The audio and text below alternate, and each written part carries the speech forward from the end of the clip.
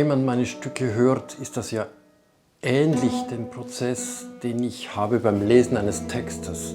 Der Text will nicht dies oder das genau aussagen, aber ich kreiere eigentlich den Sinn, einen Sinn des Textes, und das macht jeder und jede, die das Stück, meine Werke hören, machen das selber.